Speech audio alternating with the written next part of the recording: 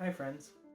What you just heard was the exposition to the Sonata in A minor by Franz Schubert. Um, yeah, I love that piece, and I feel like it really speaks to the part of me that has gone through several stages of learning and developing as a musician. I'm still in that stage. A musician never stops learning, never stops growing, and that is as true for me as anyone else. Yeah, I just want to welcome you all to my channel. This is where I'm going to be posting I'm going to try to post every week, hopefully, possibly more than once a week if I have time.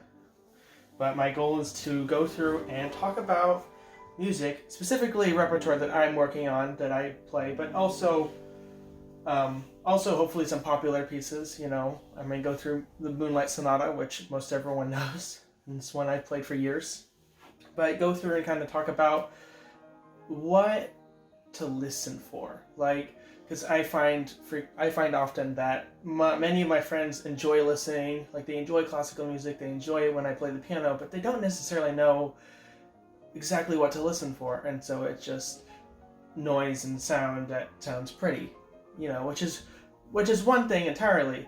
And I think one can listen to classical music and appreciate classical music without being a musician, without necessarily having to go through years and years of theory training and instrumental training. One doesn't even need to be able to read music to understand, what defines classical music. I think there's a couple of key things that really define the shape of a piece of music, and that's kind of what I want to focus on as a whole, is how to follow the architecture and the structure of a piece of music without having to memorize all the forms and theory and all that. Okay, because composers they wrote for an audience. They didn't write for musicians necessarily. They wrote for musicians to play and enjoy playing, but it's for an audience. However, that audience often knew how to listen to a piece of music, and I find sometimes that skill is kind of lost now, especially when most songs are 3 minutes or 4 minutes long, and a classical piece, meanwhile, maybe 10 minutes, 12 minutes. Some of them, if you take all the sections put together, will be 4 times that. But I think there are some ways that I want to talk about and apply to pieces of music, and see, okay, how are we gonna, how can we see that here? Like, for instance, tension, harmonic tension, which basically, if you take a chord, okay, let's say C major chord, you know, like, very simple, straightforward sound, right?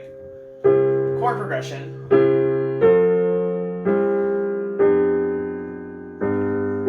You know, very straightforward chord progression. What is happening in this chord progression right here?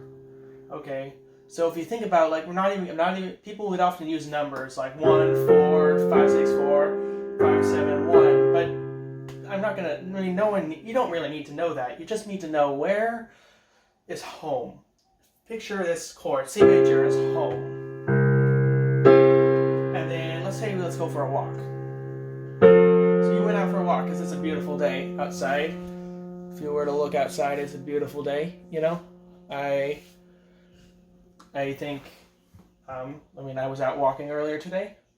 Okay, so go C major, F major, to go for a walk. Sometimes maybe if it's a little rainy outside, you might use a D minor instead of a F major. And if it's kind of stormy, you can even use a flat 2. You know, this is kind of weird sounding now. So much, you hear the tension in it though, that's the point. Go for a walk, and then you get lost. Because this is home, right? But it's not, because this would be home. If you listen to bass though, this is unstable. We went for a walk, we got a little lost. And we didn't know we're lost. We think we're still in familiar territory. But then, the moment you realize that you're lost, the moment you realize you're lost is when you have this tension. Okay, dominant 7th is when you realize you're lost and you're finding your way back. Okay, you're lost, you want to get home. It's like, you've been out walking for a while, you're tired, you're hungry, maybe you have to go to the bathroom and you're like, I need to get home. So you go home. Or you get some kind of a resolution, but you're not home all the way. Like, it's just like, say you go to a friend's house instead of home. So,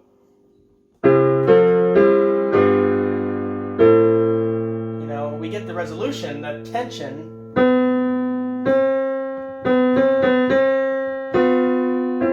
but it's not quite home yet because,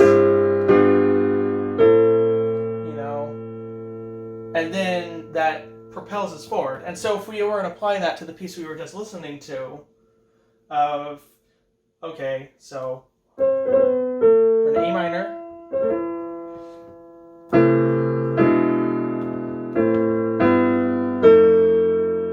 What is this? We just walked away from where we just got lost. And we're trying to find our way back. Where is it?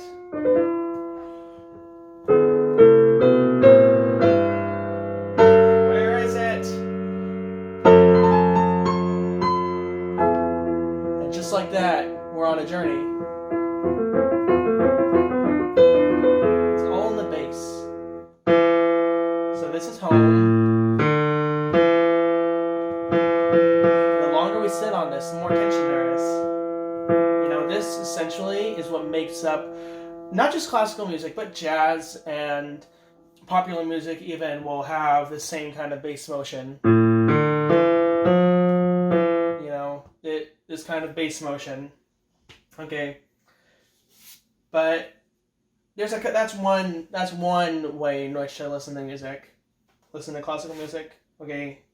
Another one is to think about a little bit larger scale, so phrases, okay. Imagine, so in classical music, sometimes there's art songs, and those will have words. But more often than not, that you'll have just instrumental melodies, okay? And the instrumental melodies are like speech or like song, often. So this, like Schubert was a master of writing melodies that were not that didn't have words. I mean, he also wrote lots of art songs, lots of vocal pieces, and so that kind of shows in his own work.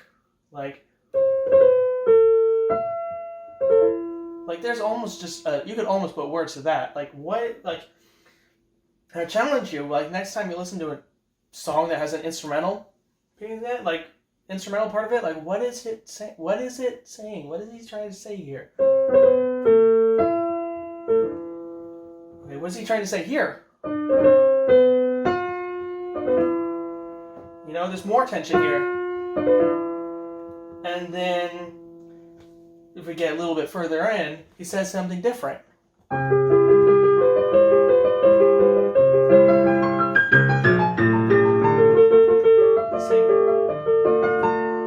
What's he saying with that? You know? And that's up to you to figure out. That's up to you to guess, and because I mean no two people hear music the same way. Alright? Something that sounds good to one person will sound terrible to another. And two people who like the same piece of music equal amount will hear something completely different. But really I love it when people engage their imaginations though. And that's what I really hope to help people engage their imaginations with this, and with when I play music, like this stormy section from the middle of the sonata.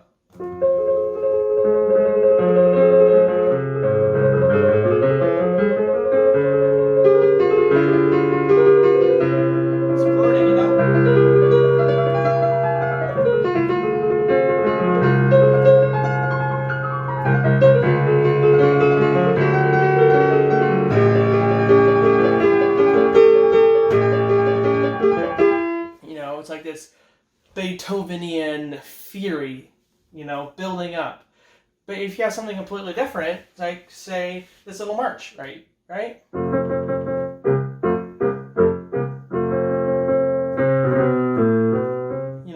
These little like classical music. One thing that's so important about classical music is that there's many different moods that you'll move through. Especially as you get into music of the 19th century, 20th century, you'll move through many different moods and many different styles that evoke different images. Some of them, not all of them are necessarily relevant to today, but many of them are, or relevant in a different way. But that's where you have to use your imagination, that there are many different moods that are evoked. The storm. We have that same theme,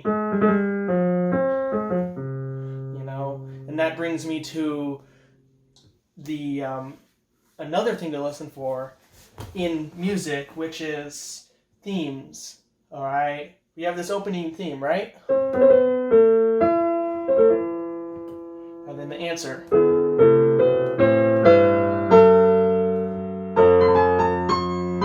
I skipped a part there, but you get what I mean, though. And different themes will come out different ways, If, let's say, if this becomes, you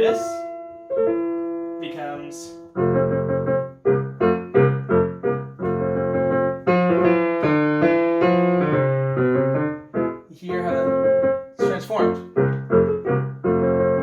And then it transforms here, too. Circling, searching, like kind of lost, because we're still on that. We still haven't found any real resolution yet. His entire piece, we haven't found a single resolution to A minor. We sit on this dominant chord so much, and yet we find no real resolution until we get to the very end. Here's the theme again. The same big chords. And we're home. If you notice, if you start listening to music this way, and that's my goal, is we're going to go through pieces and talk about how these different things are apparent throughout music. because some of these things will not always, like, some of these things are harder to find in certain pieces than others. But overall, these things, as far as I can think of at this moment, they can be applied to most everything. And I will probably bring up other things as we go through more videos and talk about more pieces, more repertoire. But by the way, I use the term sonata a lot, but I just want to explain that sonata is not some complicated ancient word. It's from Italian, but it literally means to sound, or from sonare, to sound. And so it's generally applied to instrumental pieces. And the idea of a sonata is that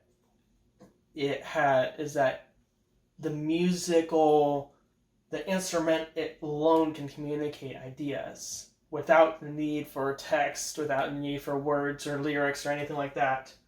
The musical idea alone can communicate thoughts, feelings, images, all of these things.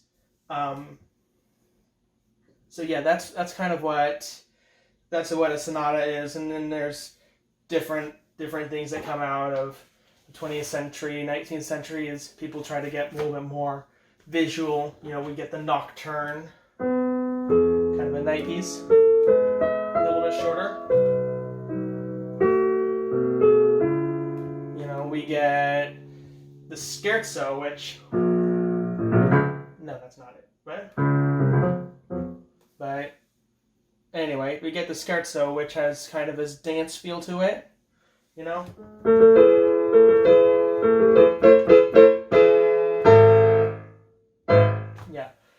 missed that chord, but we get all these things and all these different genres, but the same ideas, the same principles are still present throughout all of these.